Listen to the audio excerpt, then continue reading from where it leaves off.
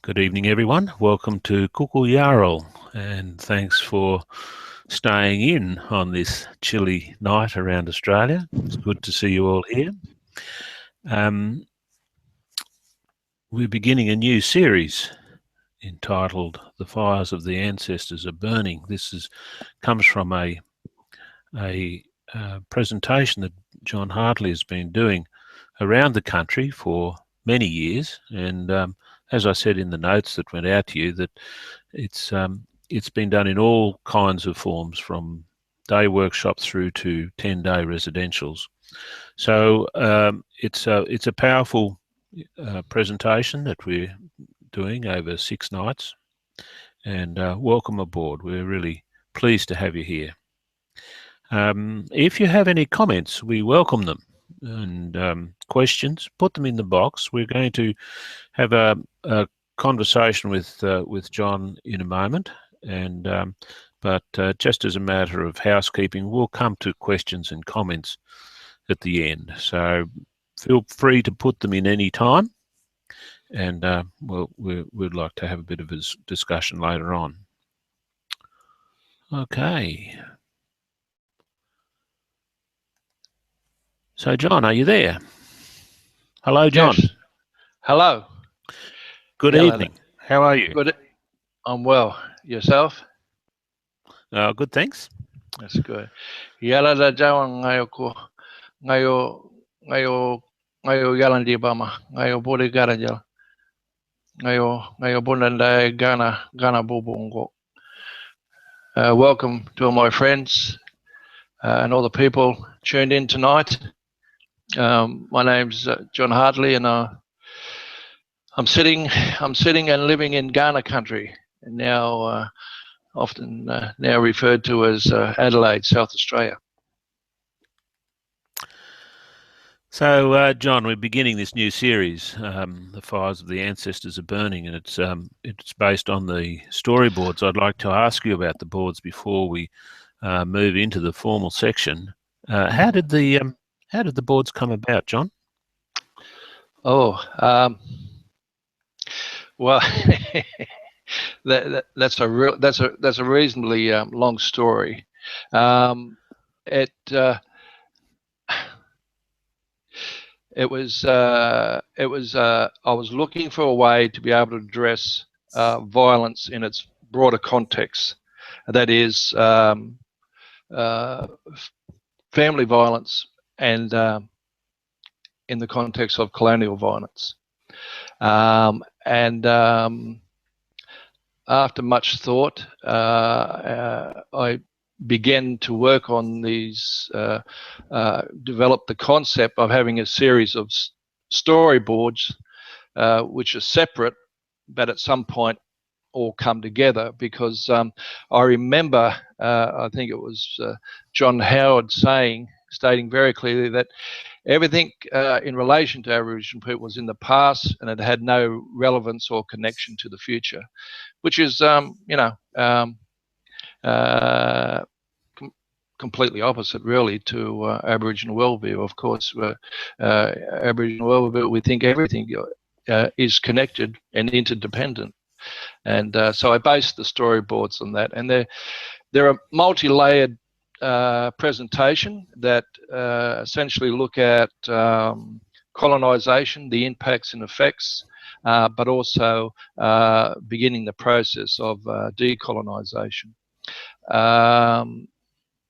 As I said, the concept, the storyline, the symbolism was about 1994, I guess, come up with it, and I wanted cultural tools. What were those cultural tools that we always use? And that was, of course,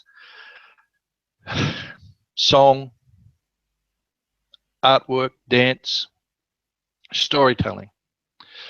So I try to put all those kinds of things together. And after having developed the concept and the storyline, I then asked a good friend and family friend, a Jaja Wurrung artist of the Kulin Nation by the name of Sue Charles Rankin, if she would paint the story, which graciously she did.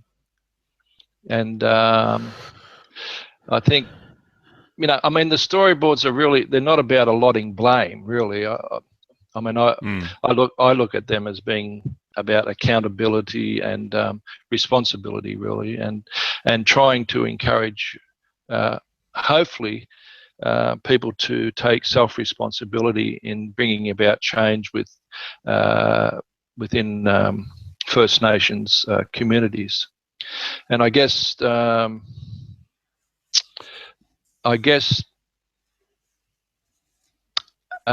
objective of the storyboards was to show the direct links between colonial violence and family violence and the breakdown of cultural values, beliefs and practices, and also the sophistication of Bama society and way of life, the subversive aspects of colonisation process, that Bama cultural values, beliefs and practices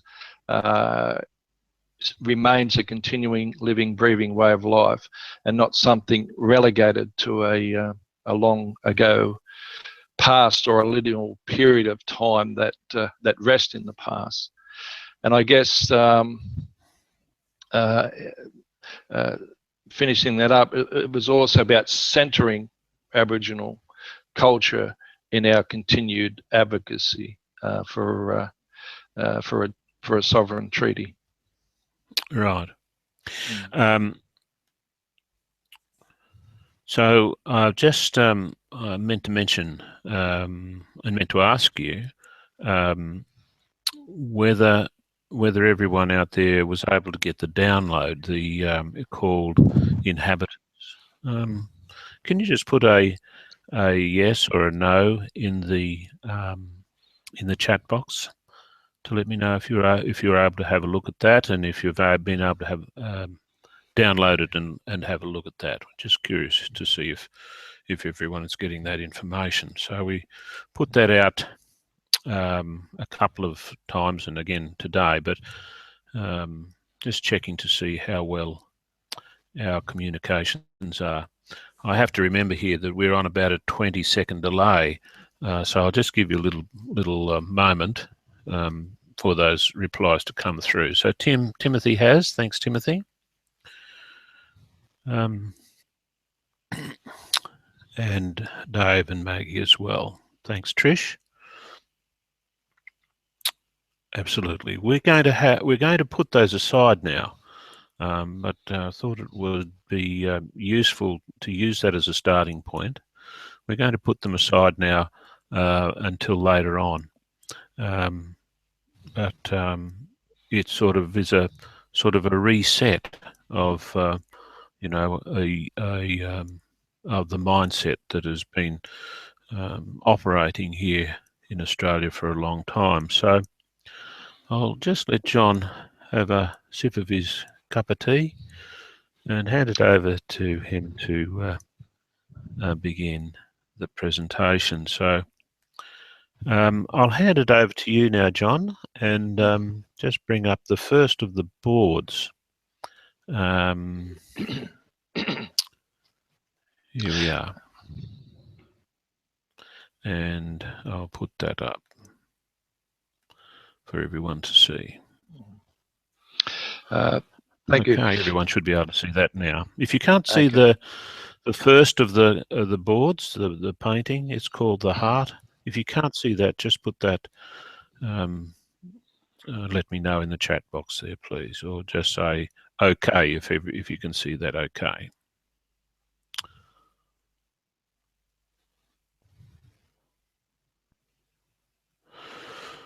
I think we're right, John, and I'll hand the mic over to you.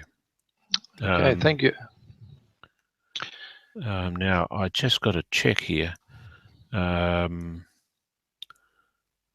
that everyone is going to be able to hear you okay. I think they can.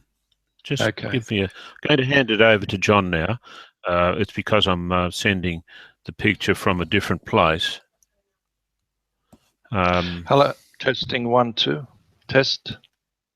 Test, test, test. Can't see. Felicity says can't see. Dave and Maggie say not yet. Timothy, not yet. No, can't see it yet. I see John in his room with the painting in the background.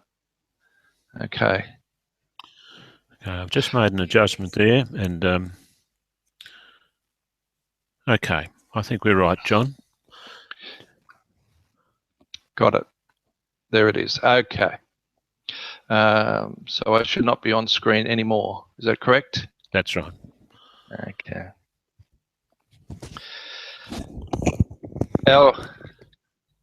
Our law, obligations, responsibilities, our interaction, and how we relate to our country and one another, our values, our beliefs and practices, our worldview, all arise and is governed by our Mudjuguramun, which some people would call dreaming.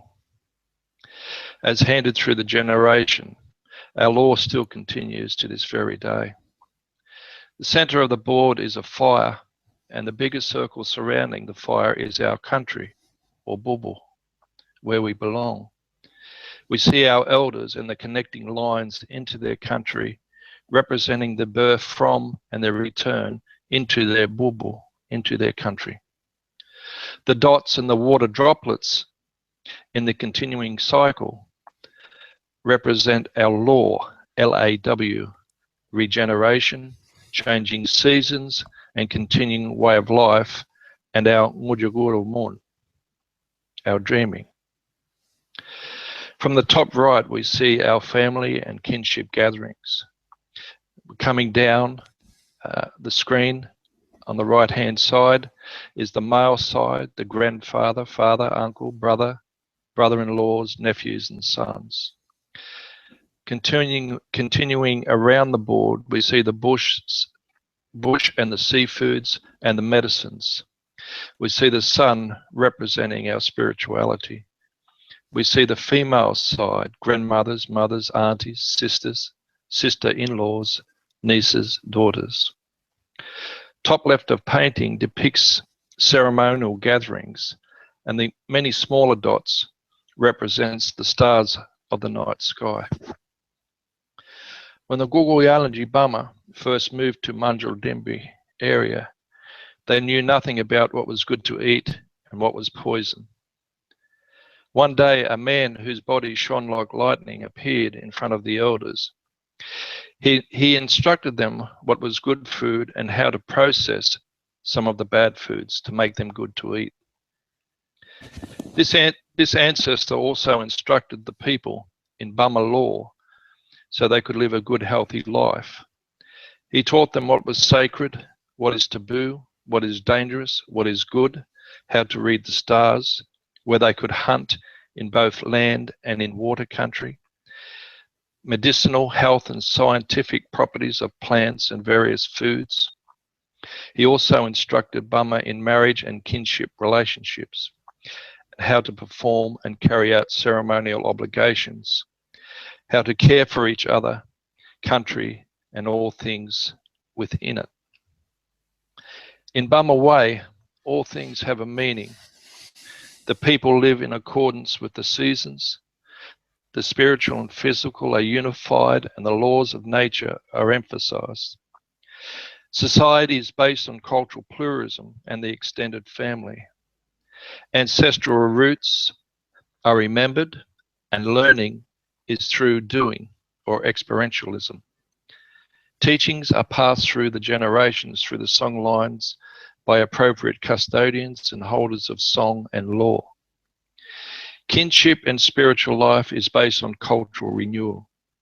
Technology serves the people and nature. Material wealth is shared and given away. Behavior is cooperative and in accordance with Bama law, and both justice and equality are achieved through cultural forms and communal consent in accordance with our Ngurja Gura. Our society is egalitarian, and men and women have equal freedoms, and leaders put the people above themselves, and the balance with nature is constantly maintained. The value system, makeup and social organisation and control of Aboriginal societies pre-1788 remain sophisticated, complex, complete and functional. Now, the ancestor who came to teach Bama law was named Gubadi, and after a while he went away and was not seen again. But before leaving, Gubadi cautioned Bama to remain by the fire and keep their culture strong.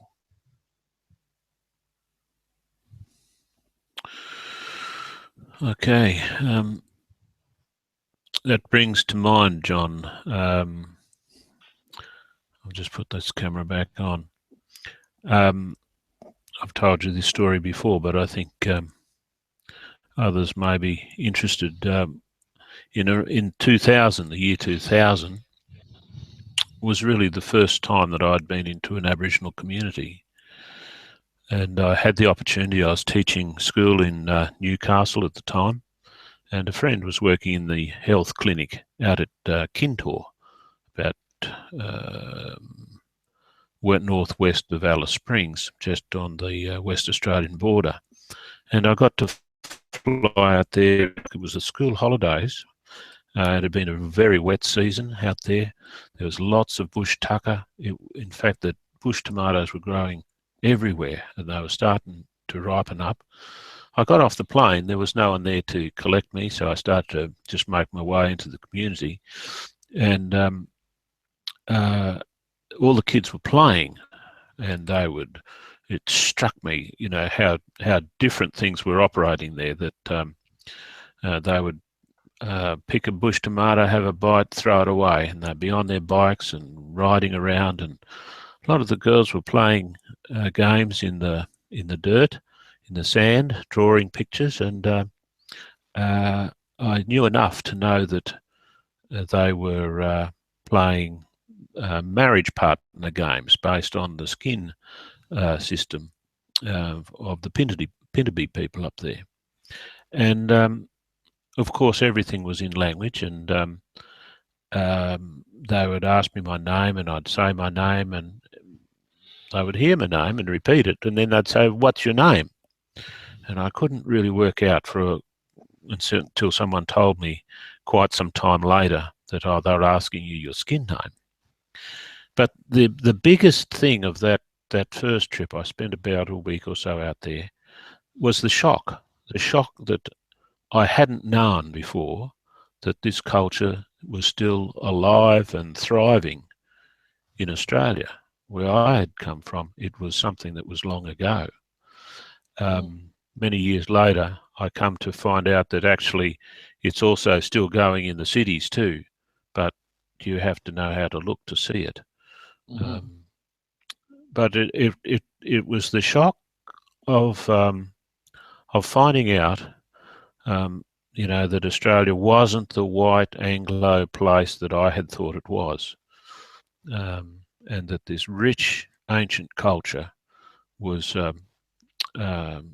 you know, alive and well and being practiced, and, you know, English wasn't spoken up there. You know, even the kids could speak, you know, 2, 3, 4, maybe 5 languages. The older people would speak 5 languages, and very little English. And of course, I learned a lot more of that as I met you later on, John, and we were working on the documentaries and travelling, you know, through the centre and up through your country as well. And it struck me just how what an anomaly it is that we don't know about the country that we live in. And I guess that's really the starting point, in a way, that you're talking about with this, the heart, the painting of the heart. Would that be right? Yeah, it's the heart. You know, from where we come. You muck around with the actual word, it can turn into earth, or add another letter, it can turn into hearth. And so all those, I thought the heart struck at, from where, well, it's where we live, really, in that space. Yeah. And we had to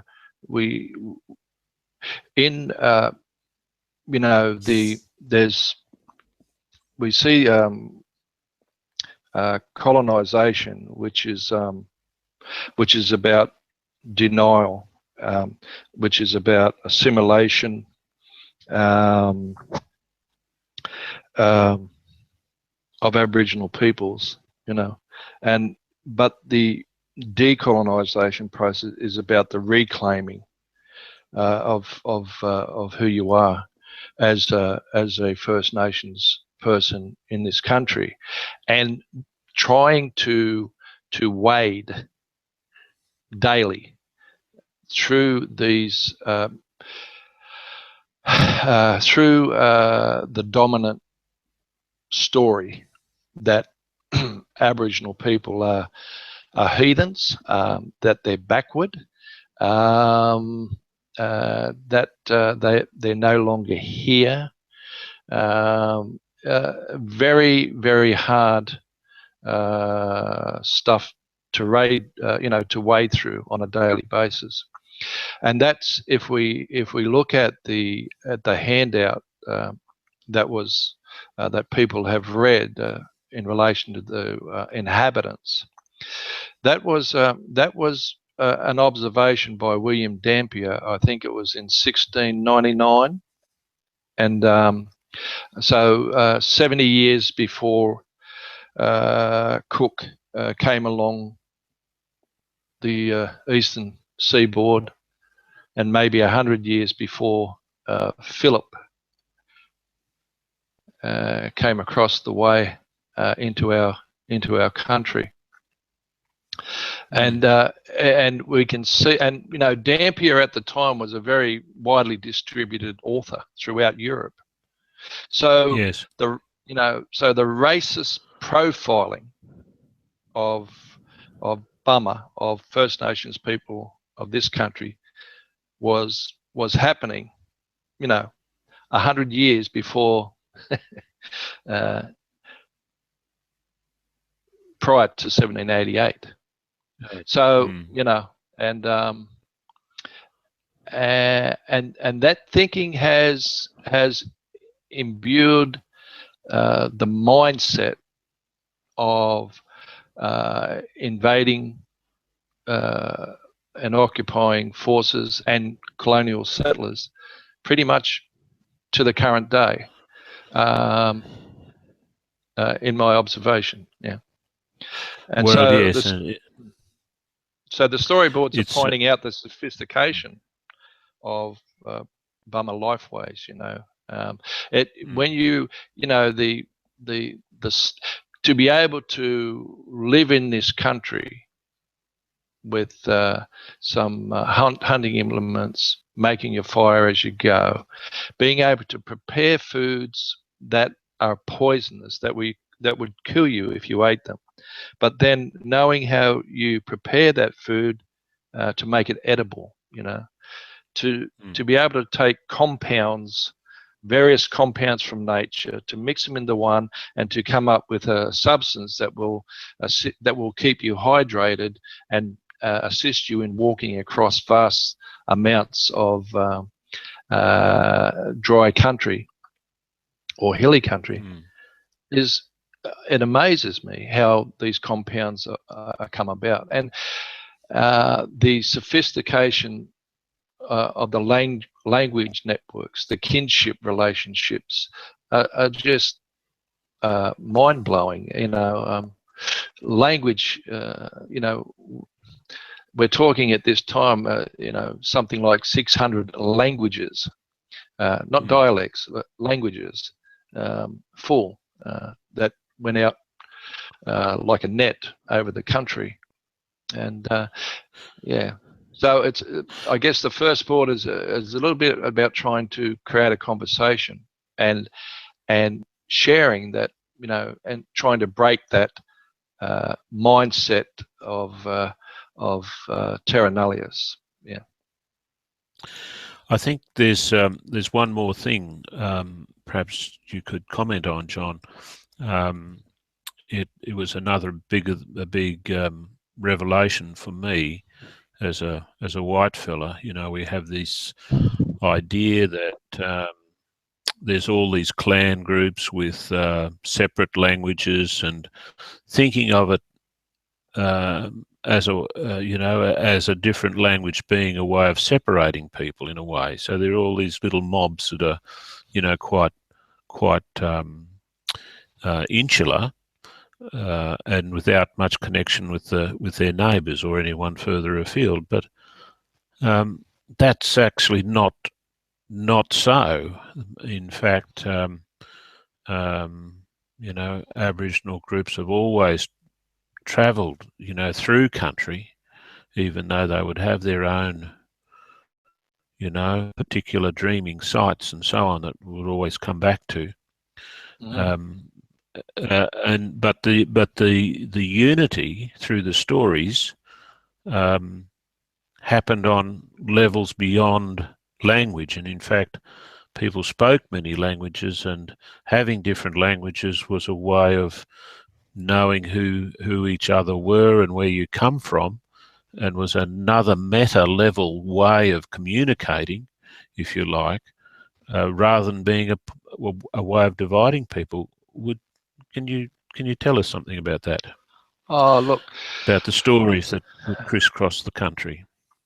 Look, when you're looking at the what they refer to as song lines, they're held by many different family groups across the whole continent. It's like an interwoven, interdependent web of songs and storylines that spread right out, and you can go through one area to another area, and people that have never ever visited what we would say a neighboring country or a far off country could go into that particular country knowing the laws of that country, but also knowing where they can obtain foods, water, you know, where they can go and can't go, through having learned the song lines. But those song lines, you know, they were held by family groups right throughout the entirety of the continent, and the law itself spread throughout the you know, the country, yeah, and it was went from rockhole to rockhole, and we are all related in some way as brothers and sisters throughout the entirety of this continent. Everybody had their responsibility, of course, within their homelands, and to maintain their law and sites, sacred sites, and things like that. Yeah. You're right. I was struck by this when we went up to your country and to the west of Mossman there the first time with the old fellow from the desert, and was talking about the Gubadi that you referred to before. Yeah. And is it right that it's also referred to as grandfather in some contexts? Yeah, you could in a real sense. Yeah, you could call that. Yeah, and refer to that as a grandfather. Yeah, yeah, yeah. And he was saying, "Oh, we've got the same in the APY lands." He says that one's in Armada, and was laying out a template, as it were, of the relationship of of the country to sorry, the layout of the land and how it's intertwined with family, kinship, story, all part of the same whole, if you like. Mm-hmm. And it struck me that this is something that must exist right across Australia. If you can, if someone who has not visited that country from the central desert area can come to a rainforest area and then into an open savanna country and interpret that country in the same way, there's something going on here in a way of understanding country, a way of knowing and being that is actually escapes Western worldview entirely. And there's you know, the fact that we in Western worldview have put logic and reason as the highest aspiration, you know, the lens through which we see the world is a very limiting and narrow view. And one of the things that I'm totally absorbed by is the way that in the desert regions where I've spent most time, is that things operate with intuition as the way that people mostly interpret, the primary way of interpreting the world. And you know, having intuition developed to a highly refined degree allows you to go hunting or looking for bush tucker and water and having a connection with country in a way that simply isn't possible if you're doing it logically. It's too, or rationally, it's absolutely too complex, you know, to actually have maps and lists and, you know, all this thing if you're doing it linearly and logically, as opposed to having, you know, a deep relationship with the country where your knowing of it is more or less immediate. You can certainly go and check it out, but it's a different relationship to country, and it's not one of ownership, but one of deep relationship, I suppose. Well, it's a deep relationship that comes, of course, it's handed down through the stories and the songs, but it's it is a relationship. It's a custodianship of all those kinds of things. But and I'm being political now because it's also we need to start referring to it as an ownership in a political sense, because I think it's the trend today is to acknowledge custodians of country. But where we want to get to is you need to recognize in using those words such as custodian and things like that. Yes, the idea of ownership in Aboriginal families is not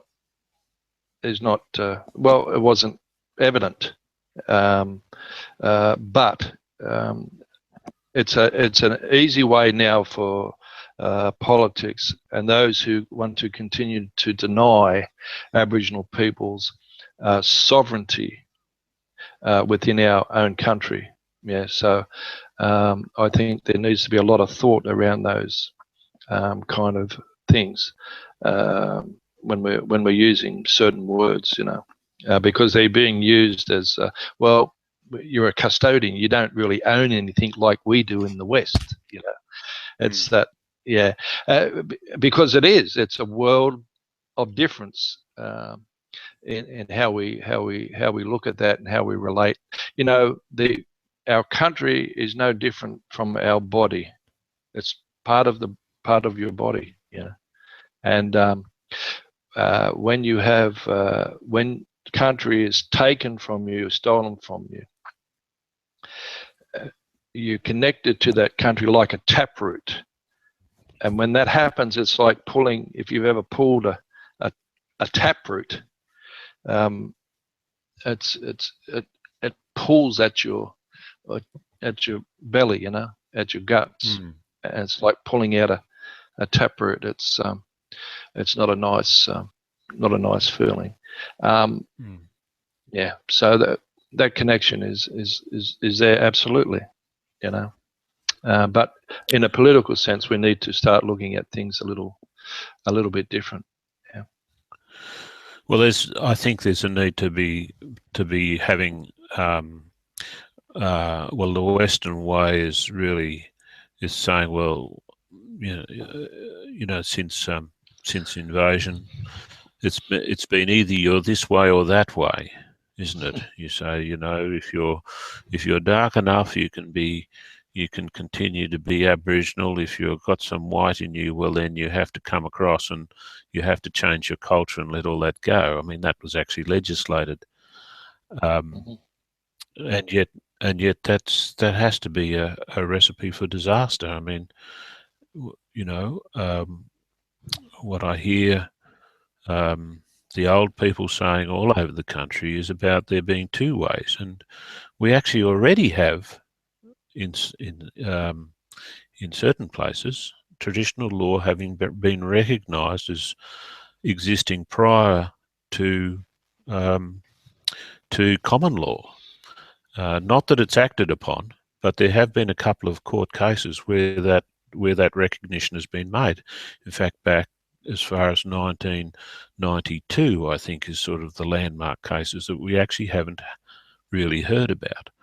But it is saying that these two ways of being, and it isn't just a matter of law, it's a matter of the ways of knowing and being and living and worldview, can live side by side. You know, the courts have tested this, and they're saying that can be, and in fact they're saying that should be. And the cases went to describe in some detail where it was necessary that would happen. And it hasn't happened, but we're still unaware that those things have taken place, and that that is actually an aspiration that we could work towards. And it seems to me that has been excluded from the conversation of you know, reconciliation and all these other things. It's as if there's only one way, and you know, it's a very condescending and patriarchal sort of attitude coming from the mainstream, rather than recognising the complementary nature of the relationship that's here.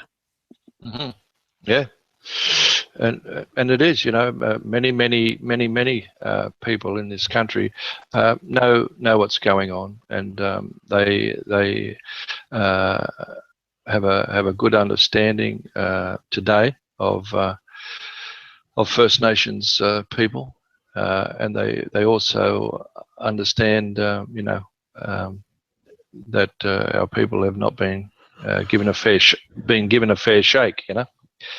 Yeah. Well, that's the challenge to bring. Yeah, it's an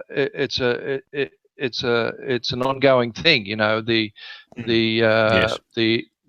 attempts to colonize and assimilate First Nation people continues, but equally so does our resistance, collective resistance to it. Yeah. Yes. Yes. So it's I'm thinking that, you know, these things need to be. It's not that this is new information. This is old information, really. It's just that it hasn't been commonly known or accepted. John, I'd just like to go to the chat box now. Trish has asked about, and I guess she's referring to the painting behind you. She says, can you explain the symbolism of the snake? Well, that's it has a few different names, but a generic name in Yalanji Gugu, that's we call it Guriala, and Guriala is related to the creation stories in our countries, the waterways, the valleys, some ceremonies, and he travelled throughout our country, stopping at various places along the way, creating, as I said, waterways, drinking water holes, yeah, and things. And it's also related to, you know, the clouds and the water, and it's regenerative, yeah. It's a regenerative cycle of things. You have clouds, condensation, water comes down into the earth, nurtures the earth, regenerates the earth, and then again rises back up again, and that cycle continues. So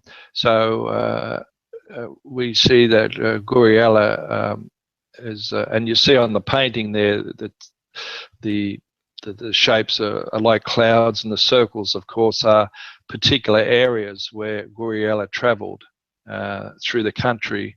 He not only went on the top of country, but he also went beneath the country, popping out in various places from time to time. This story, people would call it like a rainbow serpent story. Now, that's a story that runs pretty much over the entirety of the continent, and is held. You know, the story varies according to, you know, place to place, but essentially it is the same. And I think I painted that maybe, I don't know, 5 or 6 years ago, I think. And it was used, if you, the Two Brothers Walking documentary really is a story pretty much about the rainbow serpent. And as we travelled with the Pitjantjatjara, Western Pitjantjatjara would call it Wanapi, so it has different names in different countries, and some different stories, but always related to water, yeah, and regeneration or reproduction in some way, shape, or form. So does that answer the question, Trish? Yes, my mistake, Trish. Trish actually referring to the snake on the storyboard there, John. I'll just flick that up again for everyone to see. Let me see. Here we go. Well, I can't give away too much because all will become clear. we have a long way to go. So we're at the beginning. Hang on, sorry, I haven't showed that to everyone. Yeah, Trish is talking about this one here, and yes, you'll need to come back to hear the full story. We're sort of a sixth of the way through. Yeah. John, I just want to tell people a little bit. You're talking about Wanapi and Two Brothers Walking the documentary. When I finished the edit, I took it up to the elders. I think you were up there. There was a meeting happening at Umuwa, and it just was fortuitous that everyone was there. And we showed it in the tin shed there, and you know, people cried when they saw it. But coming home, it's quite a long drive back to Adelaide from Freegon. It's about 14 hours drive, and Murray and Gungy, George and some kids were in the car, and I'd been driving quite a while, and I said to Murray, "Oh, you take over. It's for an hour or two. I'll have a bit of a rest, and then drive again." It was late in the afternoon in the autumn, and we were coming over that flat country between Kubapidi and Pimba, the Cook of the Plain, I call it, and very flat. It's actually quite elevated, but no mountains in the distance. And so the sky is absolutely huge. And there was storm clouds and all around the horizon. And I could see about 20 storm clouds and rain falling at different places as we were traveling south. And there was that golden sunlight in the background. It was just magic. And it's a misty, as I understand it, Wannabe's also associated with moisture and fertility and that sort of misty weather, you know, that drifts across country. We actually don't see it in the city, but when you get out in the flat country, you do. You see the mist rising and falling and drifting. Become like clouds. And rainbows. Yeah. That's right. And rainbows forming and disappearing and reforming and all around. And so it was just on nightfall as we were driving south, and as always happens when you're travelling with Ngunnawal and other Aboriginal groups, they'll start singing. So it was first of all just hymns, a number of hymns in Pitjantjatjara, and they were very familiar to me, of course, having had a religious upbringing when I was young. And then as night fell, I was singing Silent Night, and I was just gripped by the feeling of not just the people but the country. And I put it down to Wannabe as well from the stories that I've heard, and I quietly wept with this deep sense of loving embrace that I felt connected with that country on that time. And you know, to me, that's what Rainbow Serpent is all about. That absolutely, you know, phenomenal sense of connection to the fertility, the fecundity, the creativity of the country that you know, as the terms often put in English, as standing up alive. That vibrancy that you feel in country, and you see it in the desert very easily after rain. You can just feel it's palpable, the energy that's coming through. Yeah.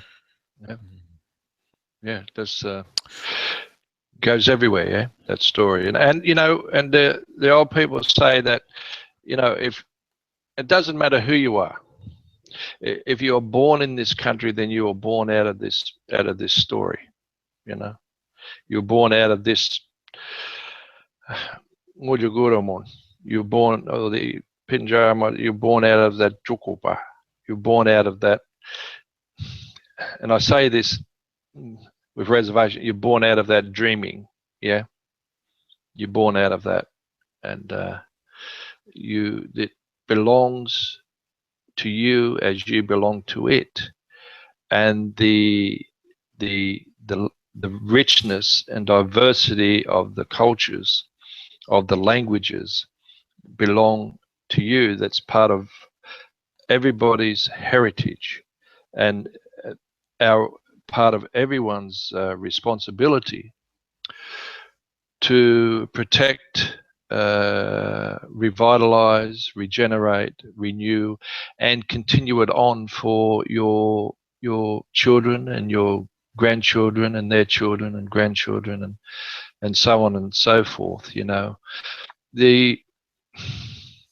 I was just thinking, and we're going back into this network of song lines and stories and connections, this interdependent web. It's quite a fragile web, because you impact forcibly or adversely in one aspect, it has domino effects that reverberate throughout the entirety of the country, you know, because maintaining law and in the country is a responsibility that can't be done by just one person. It's done by many people, and you know, and as the old people travelled through the country, they done that through sharing with each other, and through the sharing of food, through the sharing of implements, and that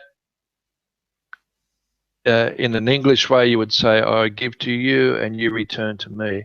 And that, in fact, as I look at it, is the very first economy of this country, was about caring and sharing. And that's how you could travel throughout this country, because of that fundamental economy of caring and sharing. Yeah? That I give to you and you give to me. Yeah, and maintaining that balance. You know. That's right, and understanding that that's actually the way it has to be. That we can't do anything on our own, really. We get caught in that sort of Western way of thinking sometimes, of thinking it's how much you can achieve on your own, and sort of can get very competitive about that. But ultimately, we're social creatures, not just by habit, but by necessity as well. John, I want to just refer to Trisha's earlier question here, where she says, John, as part of my work, I often acknowledge Aboriginal people as the original owners of the land on which we meet. Can you suggest some language to use that is respectful and recognises Aboriginal people, not just as custodians? I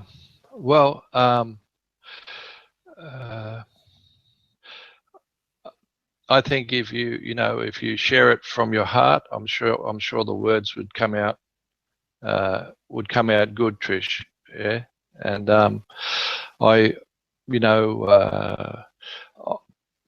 if I'm in another country, I'm usually talking in a generic sense. I always refer to myself as sitting in, or sitting on, or living in Kaurna country, and I think I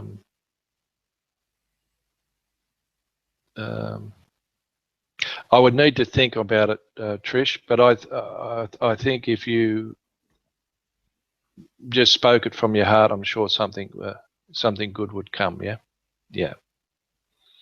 And I'm sure acknowledging people as owners. That's owners and custodians, and I think that's good. Often I've heard those introductions or welcome to country, particularly by whitefellas, where they speak in the past tense as if it's something that that is finished.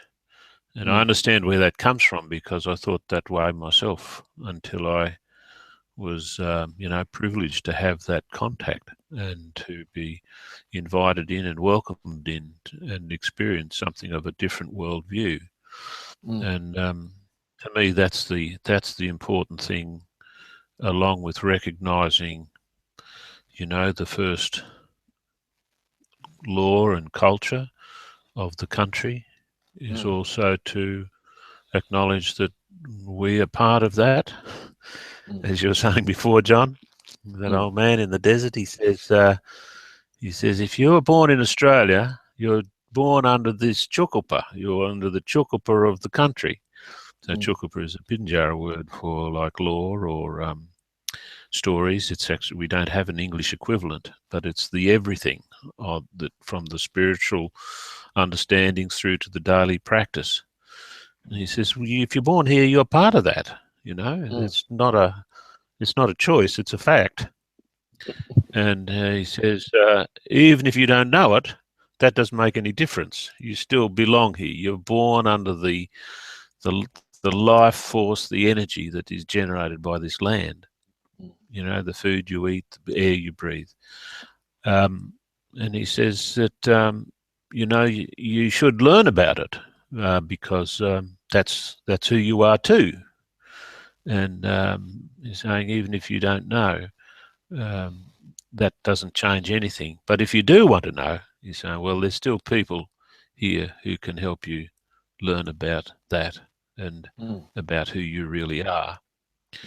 And that's sort of pushing the edge of it a little bit.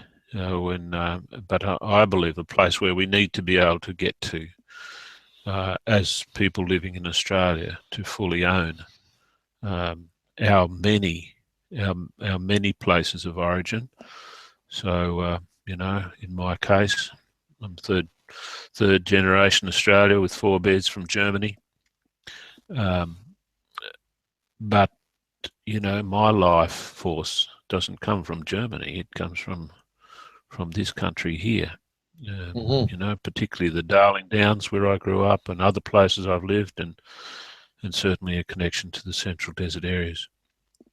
And I think, you know, for me that's one of the things is to, as you say often, John, to sit down in country and to listen and to feel your connection with it, and to honour that as something real and intrinsic to our being, rather than a holiday or something trivial or something nice to do. It's more than that. It's actually something that gives us life and strength and being.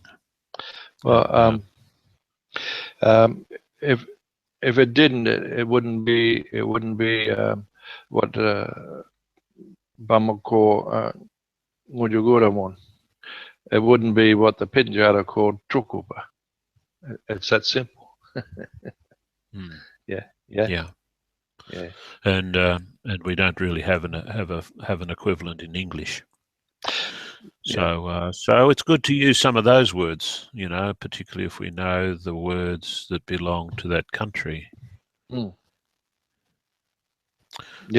Felicity is just commented here. Some of the best acknowledgements of country I've heard have given specifics of the people whose land we are meeting on. It always comes across as much more heartfelt. And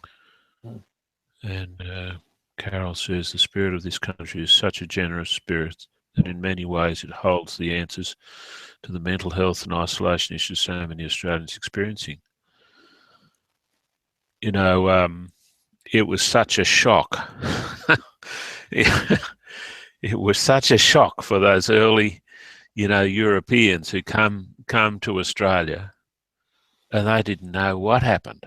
You know, they were expecting something familiar, and perhaps they did by calling, you know, some places, you know, New South Wales. I mean, in the right season, you can see the resemblance. But it's a different country altogether, different geology, different flora and fauna, different animals, and it takes some courage to put away, you know, where you come from, so that you can see where you are with fresh, open eyes. You know, that's still happening, really. Yeah, well, I mean, it's like in the heart presentation, everything in the Bummer worldview has a meaning. Yeah, throughout the entirety of this country, there's no place left untouched or that remains distant from the footprints of our ancestors, and every place in it has a story. It has a referred to myself as sitting in or sitting on or living in Ghana country, and I think I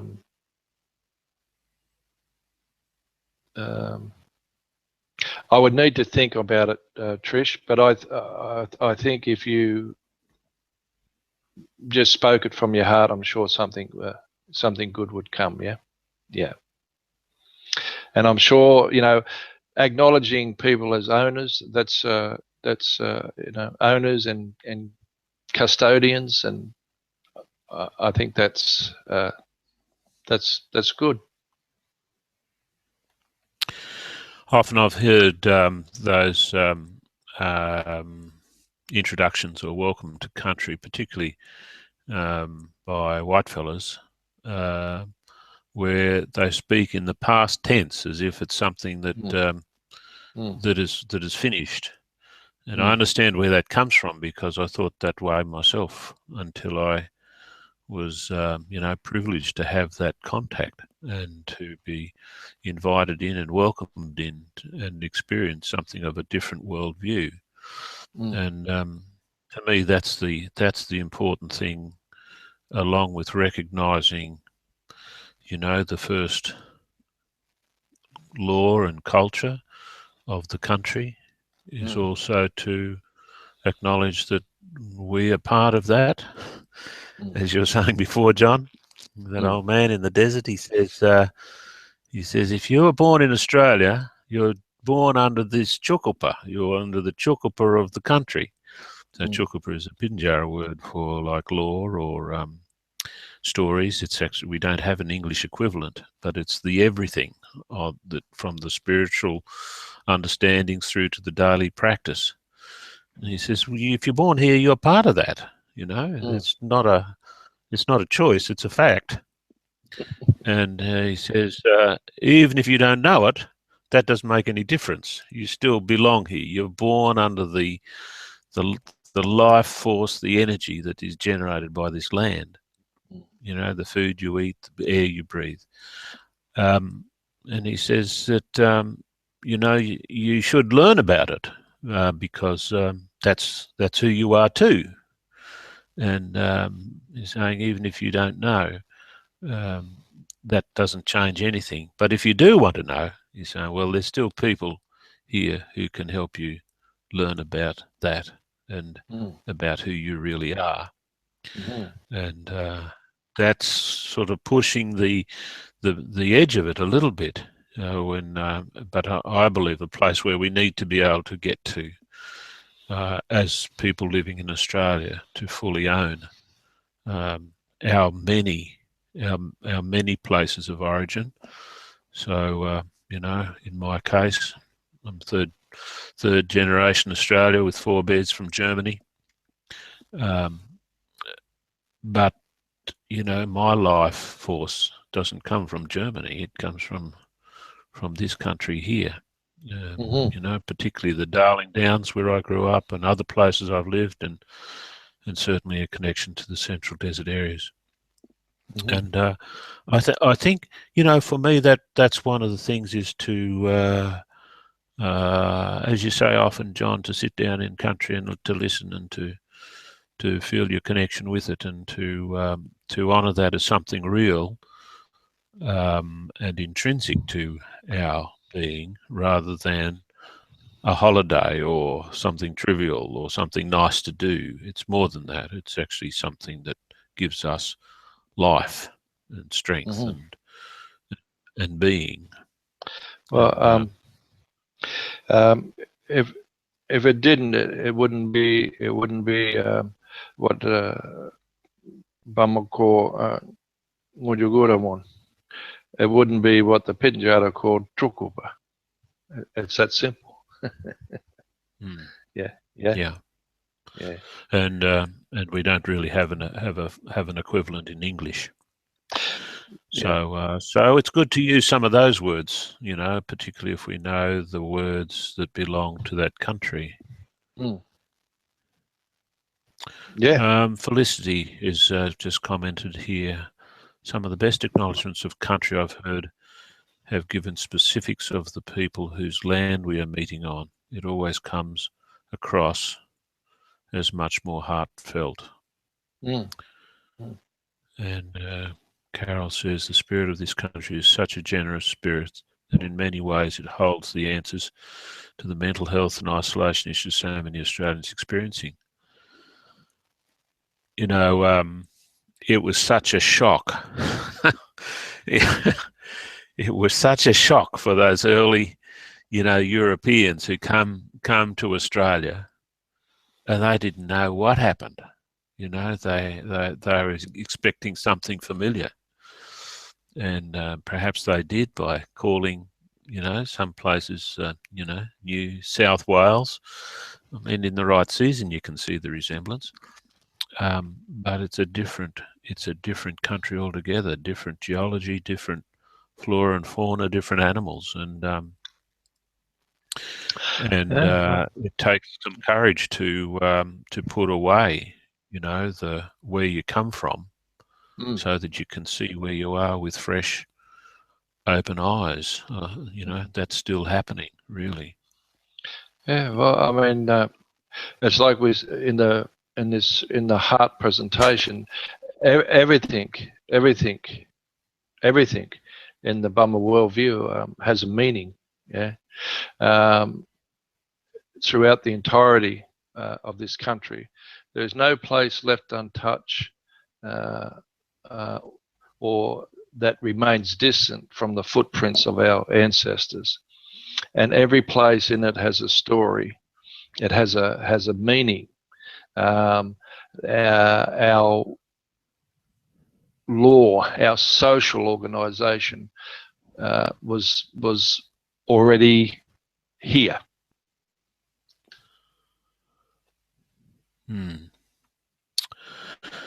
Well, I think that's a good place to start to wind things up, John.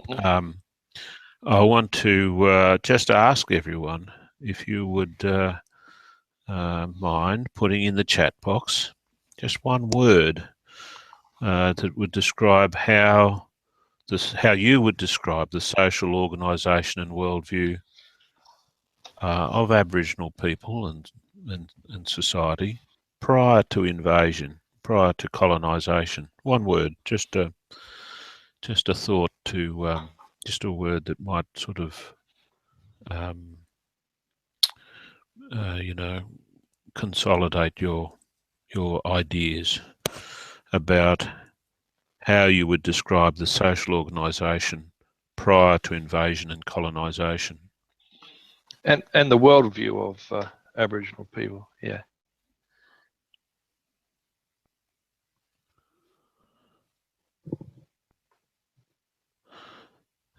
Timothy says it's important that we of European descent recognise we are part of the environment as opposed to the concept of being in but separate. Absolutely, Timothy. And, you know, we can take it further than that too, and because we really can be part of this country. There is something about, you know, Aboriginal ways of knowing and being that is simply human. It's not to do with race or you know, where you come from. It's a perception. It's a worldview that is available to everyone, and it offers an enormous amount for the Western world, which has been so narrow and blinkered, you know, over the last, you know, couple of centuries in developing them, you know, the culture the way it has. Now, there's been some fantastic, you know, astounding technological developments on account of that, but there's been at a cost as well. And the opportunity to learn from, you know, a narrative, a holistic, an intuitive, you know, way of seeing the world, you know, is actually something of an answer to some of the problems and excesses that have been caused by the one sort of narrow path that the Western world has brought about over the last few centuries. And you know, it's my firm view that what we're doing here is not trivial at all, but has, you know, profound ramifications. Hello, Max. Max says, I recently appreciated hearing some wording in an acknowledgement recently, which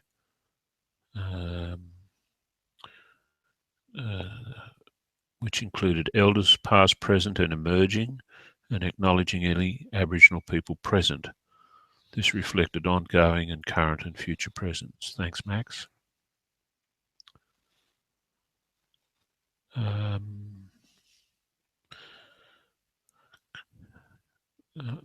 hope you don't mind me reading these comments. It actually just helps me concentrate on what's being said here.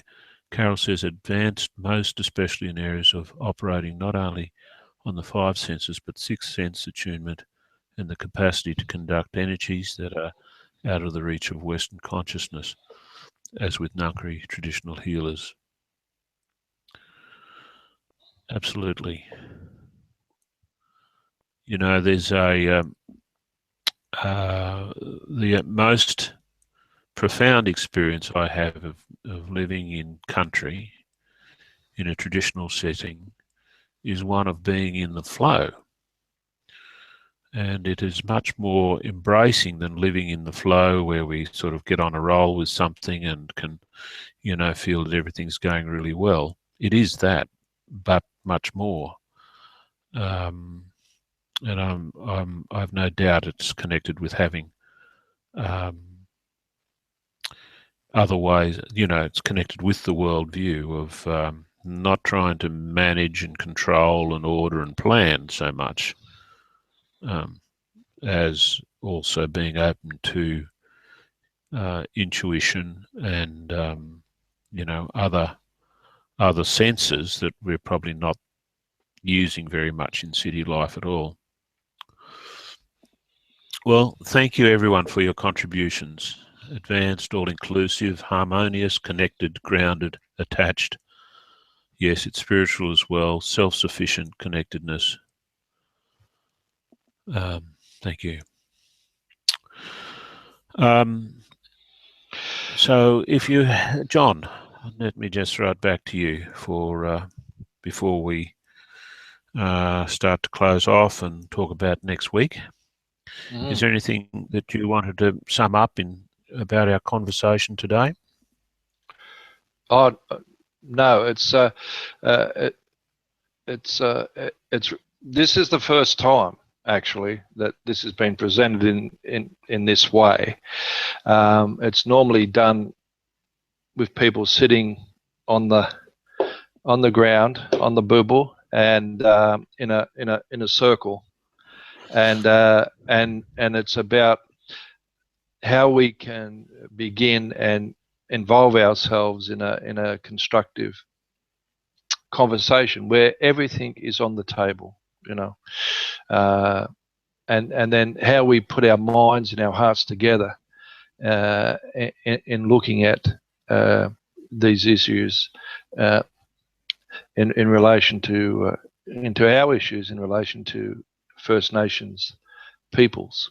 Yeah, and so it's a real honour to be able to do this for the first time here, albeit I know the flow of direct interaction is not there, and that could be a good thing in some respects, but I think we can at least still begin the conversation in a good way, and see how it grows, and see where we end up by the end of the presentations as well.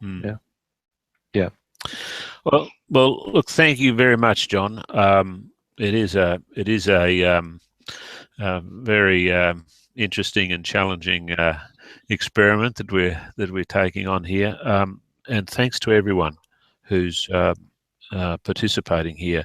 I've just a little bit of feedback, I guess, is that I find your comments and reading your comments really takes me into the conversation, and I'm sure that if I was trying to find my way without that, I could find it quite difficult.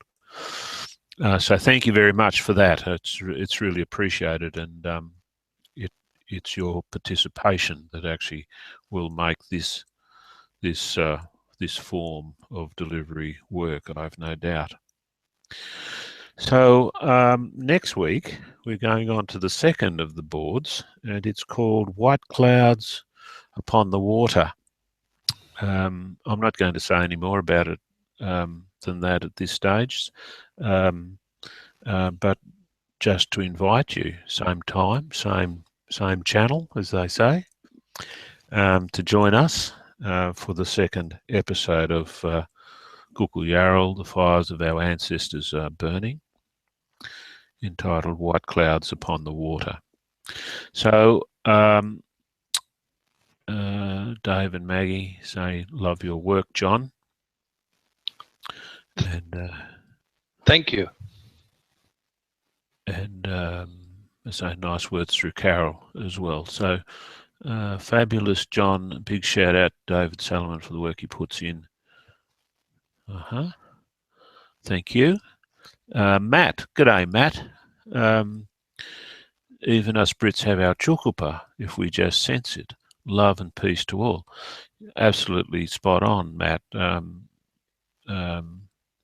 You know, these ways of knowing and being are age old. You know, they were the first that the first consciousness, you know, was formed in that way.